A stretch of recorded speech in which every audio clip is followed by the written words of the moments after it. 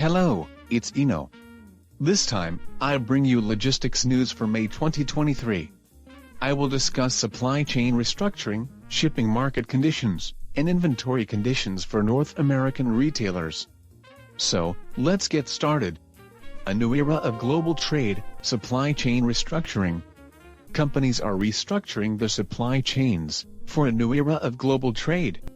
Nearshoring, automation, supplier diversification, and sustainability are keywords. Experiences in corona pandemic and geopolitical changes are pointing to broader, long-term changes in the way companies manage the flow of goods, from sourcing raw materials, to manufacturing to distribution. Experts say that there are more enduring changes in how companies obtain raw materials and components, where they produce goods, and how they ship finished goods to consumers, are key points of diversification in supply sourcing. Transatlantic spot freight rates are falling due to a supply-demand imbalance. Transatlantic spot freight rates from Europe to North America are falling rapidly due to weak U.S. import demand and excess shipping capacity. According to Platts data, the Nordic to U.S. East Coast rate fell 19% to $2,100 per FEU in the last week alone, compared to just over $6,000 per FEU in early January. Hapag-Lloyd CEO said, "The transatlantic route has held up longer than many other routes, but now we are seeing the same adjustments as other routes." Inventory clearance in North America is winding down. Restocking coming soon? Continuing with our North American news.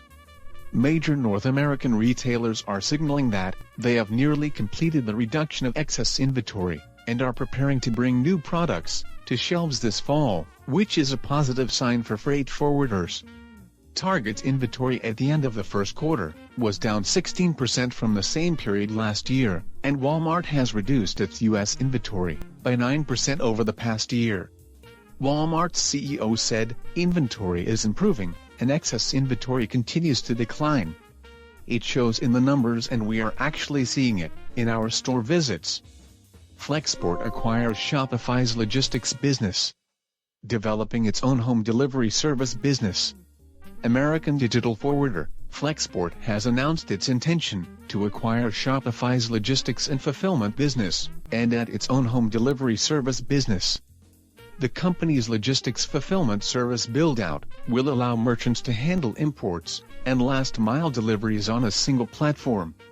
In addition, it will be able to fulfill orders through their own websites, physical stores, and other retailers, such as Amazon and Walmart. Dave Clark, Chief Executive Officer of Flexport, said the acquisition of Shopify's logistics business will allow us to provide logistics services and tracking from our factory in China to last-mile delivery to our customers' doorsteps. Let's turn now to the commentary section of logistics news. In the corona pandemic, the supply chain has changed dramatically. The post-corona supply chain is built around what is called a nearshore strategy, which focuses on localization, with production close to where companies sell their goods.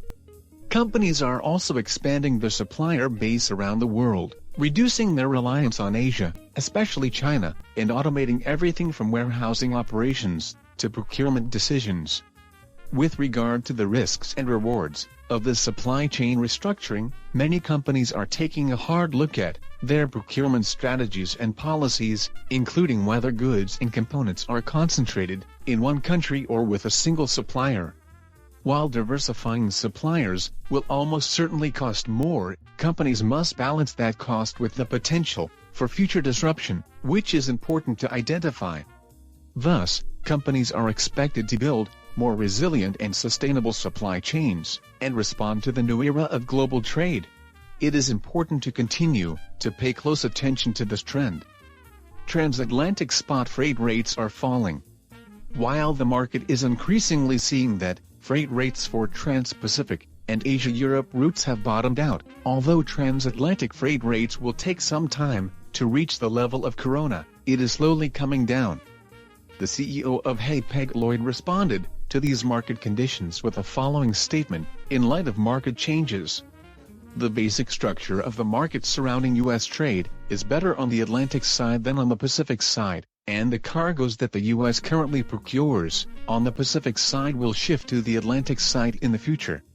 Furthermore, we don't know if it will be Egypt, Turkey, or India. With a change in procurement sources, for U.S. companies, more attention may be paid to the Atlantic route than to the Pacific route in the future. I then brought you news of the elimination of excess inventory in North America. As many activities were restricted during the corona pandemic, service consumption was also limited, and consumers purchased many goods. However, a rapid return to service consumption began last spring, leaving retailers' warehouses overstocked.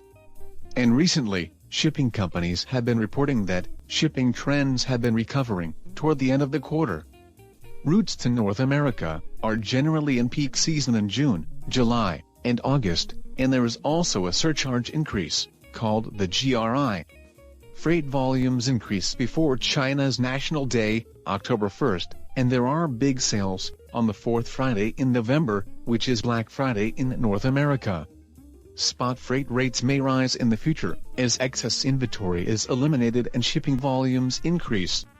We continue to focus on the market situation in North America. I brought you news of Flexport's acquisition of the Shopify logistics business. The CEO of Flexport, Dave Clark, has been instrumental in building Amazon's fulfillment, and is looking to create a fulfillment business with a company next. This is a very interesting management move.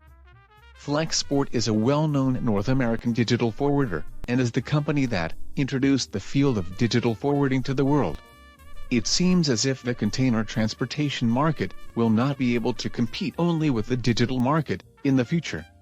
E-commerce logistics still has more room for growth than B2B container transport, so we will keep an eye on Flexport's future developments. I hope you enjoyed logistics news. If you found it useful, please subscribe to our channel, like it, and share it on social networking sites. That's all for this issue. Thank you very much. In this channel, I explain about international logistics knowledge for your better understanding.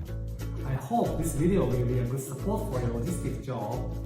If you have any shipment from Thailand or to Thailand, please feel free to contact me Iino-san anytime. Also, I'm very motivated to keep updating these videos. If you subscribe, press good or comment anything. Well, thank you. See you next time.